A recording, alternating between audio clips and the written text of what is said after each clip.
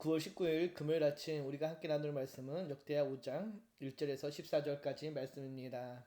드디어 7년 동안의 성전 공사가 완공되게 됩니다. 1절을 보면은 솔로몬이 여호와의 전을 위하여 만드는 모든 일을 마친지라라고 시작을 하지요.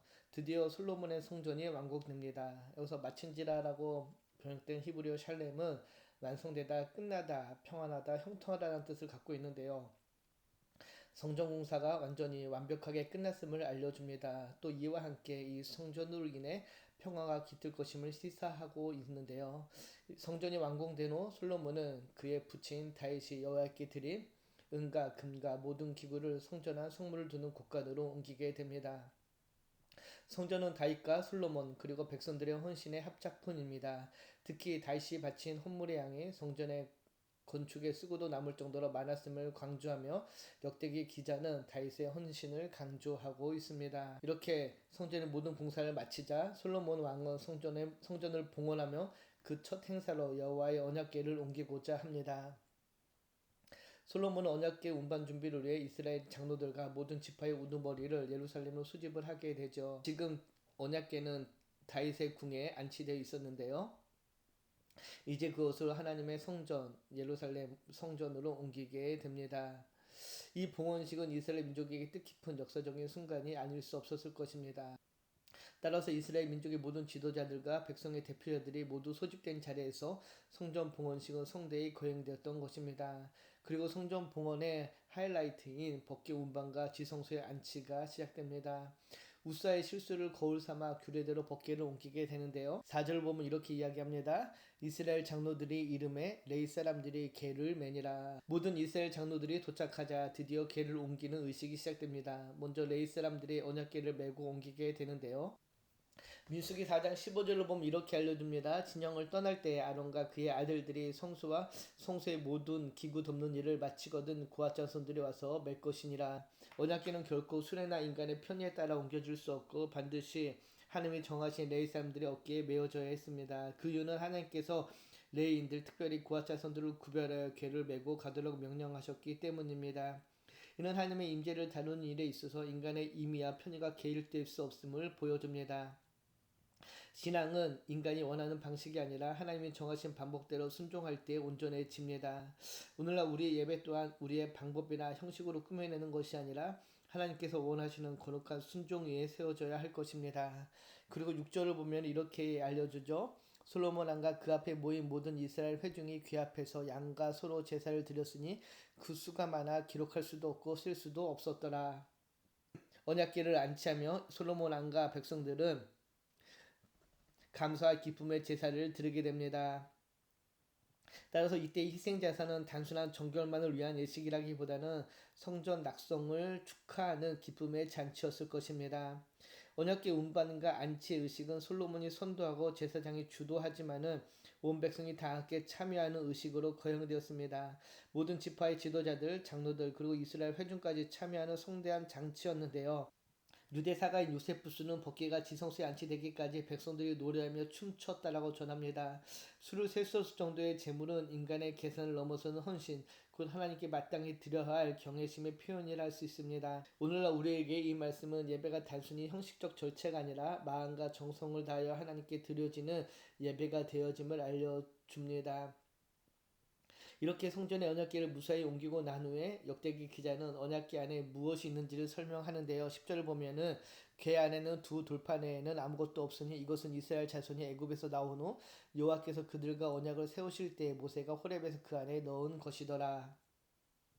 10절을 보면 언약궤 안에 두 돌판에는 아무것도 없다라고 기록합니다. 여기서 말하는 두 돌판은 십계명의 판 두 개를 의미하는 것으로 이 돌판은 이스라엘 백성이 출애굽한 후 하나님께서 이스라엘 자손과 언약을 세우실 때 모세가 언약궤 안에 넣어둔 것입니다.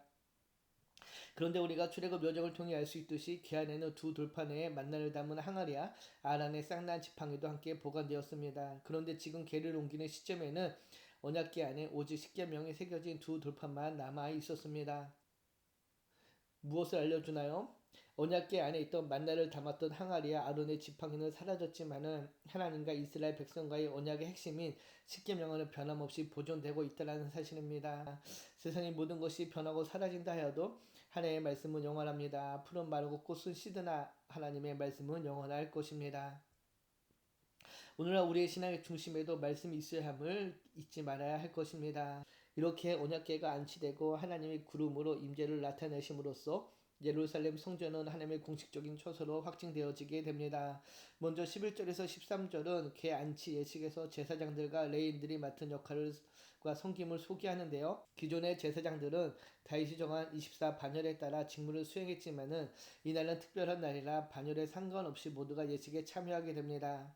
제사장들이 직무를 마치고 나올 때 나팔 부는 자와 노래하는 자들이 여호와 하나님께 감사하며 다윗성의 언약궤가 옮겨졌을 때처럼 찬송하며 감사를 표현했는데요.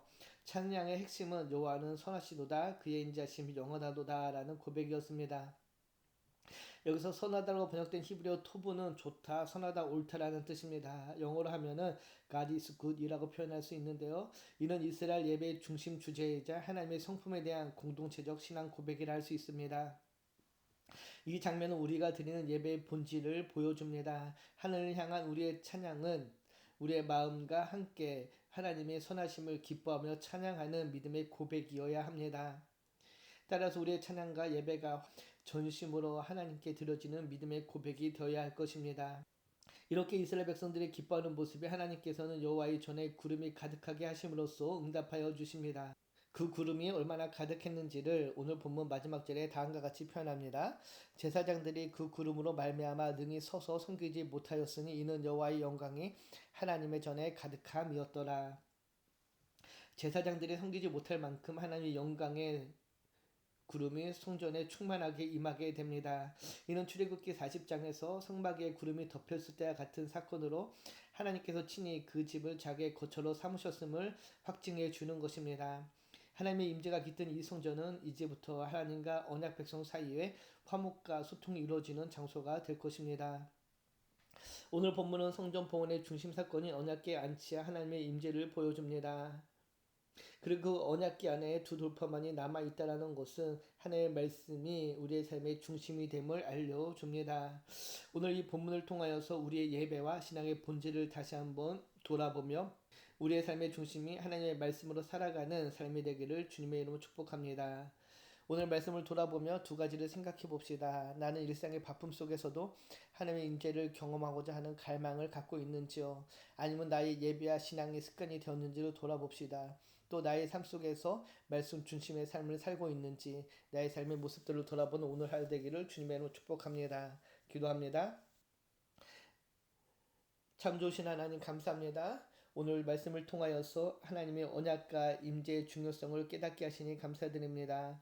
우리의 마음의 중심이 늘 하나님의 말씀이 있게 하시고 우리의 삶의 중심이 하나님의 말씀에 세워지기를 소망합니다.